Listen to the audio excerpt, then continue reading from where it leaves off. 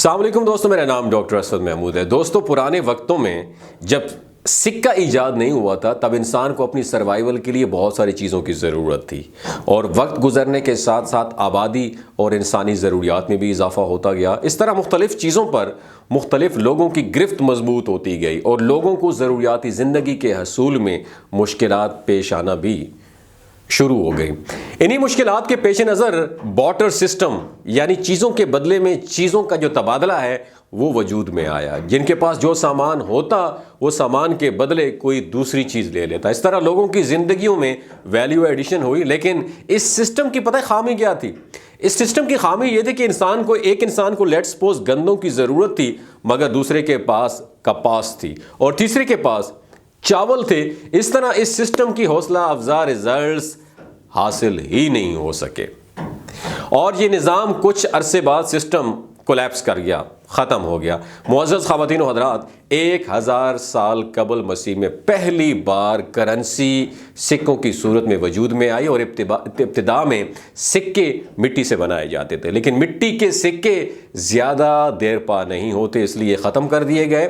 اور وقت گزرنے کے ساتھ ساتھ لوگوں کے علم و ہنر میں بھی اضافہ ہوا، جس کا اثر سکوں پر پڑا۔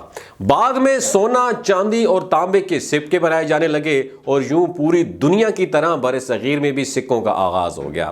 ناظرین، اس وقت ایک خود ساختہ کرنسی بھی بر صغیر میں استعمال ہو رہی تھی، جو کہ کوڑی کے نام سے مشہور تھی۔ خراب کوڑی کو پھوٹی کوڑی کہا جاتا تھا، اور 3 پھوٹی کوڑیاں 1 کوڑی کے برابر ہوتی تھی، اور 1800 کوڑیاں 1 روپے کے برابر ہوتی تھی۔ ناظرین کرام، پھر ایسا وقت بھی آیا جب 18ویں صدی میں پیتل ڈسکور ہوا، جو کہ 2 دھاتوں کا کمبینیشن ہوتا ہے۔ اس کے بعد پیتل کے ننھے سے سکے شروع ہو گئے، لیکن آج کل تو پیتل، کاپر، نکل، پیتل اور اس کے ساتھ ساتھ سونا اور چاندی میں بھی سکے بنائے جا رہے ہیں۔ دوستو، یہاں پر ایک مزے کی بات آپ لوگوں کو بتانا چاہوں گا۔ ابھی چند سال پہلے کی بات ہے، جب 2 روپے کے سنہری سکے پاکستان میں جب لانچ ہوئے تھے تو کسی سکے پر 3 بادل بنے ہوئے تھے۔ تب یہ افواہ پھیل گئی تھی کہ یہ بادل سونے کے بنے ہوئے ہیں۔ لوگوں نے منہ مانگی قیمت میں وہ سکے خریدے اور جمع کرنا شروع کر دیا، لیکن جب حقیقت معلوم ہوئی تب افسردہ چہرے لے کر بیٹھ گئے۔ خیر، بات کرتے ہیں کرنسی سکوں کی۔ تو پاکستان میں اپریل 1948 کو اس وقت کے وزیر خزانہ غلام محمد نے 1 پائی، آدھا آنا، 2 آنا، پاؤ، روپیہ، نصف روپیہ اور 1 روپے کے ساتھ سکوں کا ایک سیٹ جاری کیا، اور تقریباً ایک تقریب میں یہ خوبصورت سیٹ بانی پاکستان قائد اعظم محمد علی جناح کو پیش کیا، اور اس کے بعد 1 اکتوبر 1948 کو حکومت پاکستان نے 5 روپے، 10 روپے اور 100 روپے کے کرنسی نوٹ بھی جاری کر دیے۔ دوستو، یہ تو تھی کرنسی سکوں اور نوٹوں کی مختصر سی ہسٹری۔ اب سوال یہ ہے کہ کرنسی نوٹ کس اصول پر کم یا زیادہ تیار کیے جاتے ہیں؟ مزید یہ کہ ڈالر کی قیمت کم یا زیادہ کون کرتا ہے، اور اس کا عام آدمی کی زندگی پر کیا امپیکٹ پڑتا ہے؟ تو ناظرین کرام، آپ میں سے بعض لوگ میری طرح یہ سوچتے ہوں گے، جس طرح میں بچپن میں سوچتا تھا، کہ آخر ہماری حکومت کے پاس پیسے چھاپنے والی مشین تو ہے، تو وہ اضافی نوٹ چھاپ کر ملک کا قرضہ کیوں نہیں اتارتے؟ تو اس کا جواب یہ ہے کہ ایسا نہیں ہو سکتا، کیونکہ حکومت اس کام میں اسٹیٹ بینک کے محتاج ہو جاتی ہے۔ جب حکومت کو پیسوں کی ضرورت محسوس ہوتی ہے تو روپے چھاپنے کے لیے حکومت اسٹیٹ بینک کو اتنی مالیت کا سونا یا فورن ریزرو گروی رکھواتی ہے، اور اسٹیٹ بینک اس سونے کو اپنے پاس رکھتی ہے اور نئے نوٹ جاری کرتی ہے۔ یاد رہے، کاغذ کے اس نوٹ کی جو آپ کی جیب میں ہے یا میرے جیب میں کخ بھی ویلیو نہیں ہے، بلکہ اس کی حیثیت ایک رسید کی ہے، جو کہ اسٹیٹ بینک سونا اپنے پاس رکھ کر اس کی مالیت کے برابر رسید کے طور پر کرنسی نوٹ کس کو دیتی ہے؟ حکومت کو دیتی ہے۔ اور جب سونا جمع کرائے بغیر ادھار پر نوٹ چھپوائے جائیں تو اس خسارے کو پورا کرنے کے لیے حکومت IMF سے مہنگی شرائط پر قرضہ لیتی ہے، اور یوں روپے کی ویلیو کم ہو جاتی ہے۔ اب سوال یہ پیدا ہوتا ہے کہ ڈالر کی قیمت کم یا زیادہ کیسے ہوتی ہے؟ تو دوستو، ڈالر کی قیمت کا جو ڈیپینڈ ہے نا، 3 چیزوں پر ہے۔ نمبر 1، امپورٹ ایکسپورٹ میں ڈیفرنس، فرق۔ نمبر 2، بیرون ملک پاکستانیوں کا بھیجا گیا روپیہ جو کہ ڈالر کی شکل میں ہوتا ہے، جسے ہم فورن ریمیٹنس کہتے ہیں۔ نمبر 3، انٹرنیشنل انویسٹمنٹ جو ہوتی ہے، بیرونی انویسٹمنٹ۔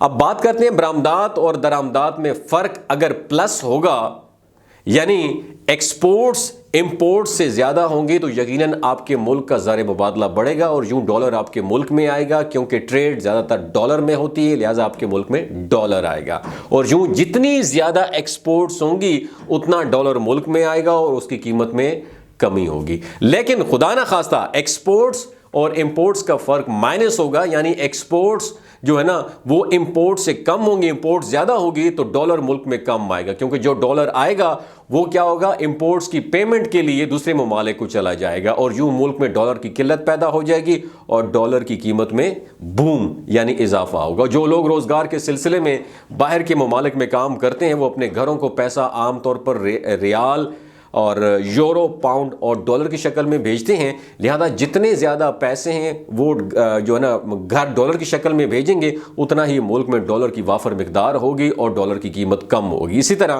اگر آپ کے ملک کے حالات اچھے ہوں اور آپ کی گورنمنٹ کی ریپوٹیشن دنیا میں اچھی ہے تو دوسرے ممالک زیادہ تعداد میں آپ کے ملک میں انویسٹمنٹ کریں گے، جو میں نے کہا نا تیسری جو ہے ڈیپینڈ کرتا ہے بیرونی انویسٹمنٹ میں، تو دوسرے ممالک زیادہ تر تعداد میں کیا کریں گے، آپ کے ملک میں انویسٹمنٹ کریں گے۔ لیکن اگر آپ کی حکومت کی ریپو ایک بھکاری، چور اور منی لانڈر کی ہے تو آپ کے ملک میں کوئی بھی انویسٹمنٹ کرنے کے لیے تیار نہیں ہوگا، کیوں؟ اور چونکہ یہ انویسٹمنٹ ڈالر کی شکل میں ہوتی ہے تو لہٰذا آپ کے ملک میں ڈالر نہیں آئے گا اور یوں ڈالر کی قلت ہو جائے گی اور ڈالر مہنگا ہو جائے گا، جس سے مہنگائی کا ایک طوفان آتا ہے اور عام آدمی کی کمر پر برڈن پڑتا ہے، اور نتیجہ کیا نکلتا ہے؟ بھوک، افلاس، تنگی غریب کا زیور بن جاتی ہے۔ میری اپنی حکومت سے درخواست ہے کہ مہنگائی کے خلاف جارحانہ اسٹریٹجی اپنائی جائے اور لوگوں کی زندگیوں میں امن و امان بھی پیدا کیا جائے۔ اگر یہ ویڈیو آپ کو اچھی لگی دوسروں کے ساتھ ضرور شیئر کیجیے، ہو سکتا ہے آپ کے ساتھ کسی اور کا بھی کانسیپٹ کلیئر ہو جائے۔ اپنا بہت خیال رکھیے، اللہ حافظ۔ آخر میں ایک انفارمیشن آپ کے ساتھ شیئر کرنا چاہتا ہوں کہ یہ جو گلگت بلتستان کے لوگ ہیں ان کی ایوریج عمر 90 سال سے بھی زیادہ ہوتی ہے۔ You know why? کیونکہ یہ لوگ شلاجیت استعمال کرتے ہیں۔ شلاجیت کے اندر 85 منرلز ہوتے ہیں۔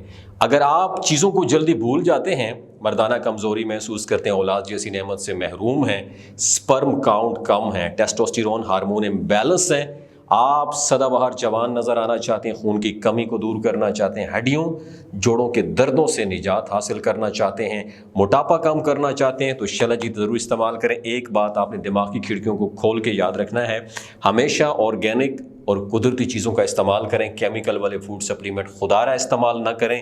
اگر آپ شلاجیت کو آرڈر کرنا چاہتے ہیں، ڈاکٹر اسد محمود کی اوریجنل شلاجیت کو آرڈر کرنا چاہتے ہیں، اسکرین پر نیچے ہوئی اسکرین پر دیے گئے نمبر پر رابطہ کریں۔